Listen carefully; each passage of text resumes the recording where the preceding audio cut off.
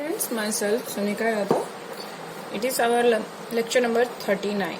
In this lecture, first we discuss the difference between the blastula and the morula, and after that we start the implantation. So, this is the structure of the morula and this is the structure of the blastula. So, you can see these two diagrams. So, here the morula, which is a solid mass of cell, but this one is the blastula, in which you can see some mass of cells, but with it a open space, that is the blastocele or the cavity. So the blastula, it is a hollow structure which having the cells, but morula, which is a solid structure without space. Next one is the blastula. Blastula have the additional layer, that is the trophoblast, that is the outer layer, and with it some inner cell mass, that means cells arranged toward one corner, and that is the inner cell mass. But here you cannot differentiate the cells, just cells arrangement, that some cells are smaller toward the periphery and some cells are bigger, but they arrange all around it. But in the blastula, the cells arrange specifically to form trophoblast and inner cell mass. That means special arrangement here, that not special arrangement. Next one is the, you can see in this blastula the outermost cavity, that is the zona pellucida and the corona radiata cells are present.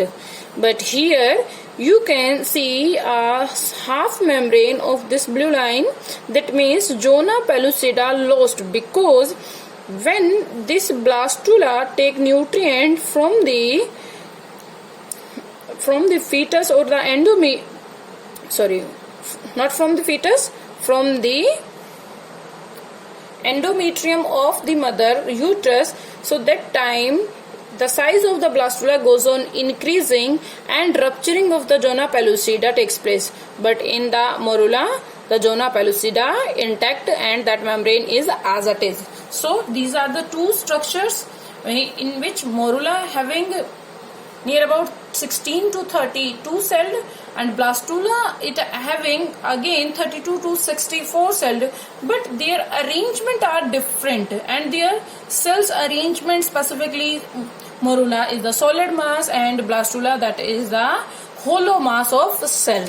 Now next one is the implantation. As we all know, implantation, attachment of this blastula with the endometrium of the uterus. This basic process is not that much simple, and this process take 10 days, near about 10 days after fertilization, and mostly this implantation takes 7 days. That means after 7 days of fertilization there is a more chance of implantation.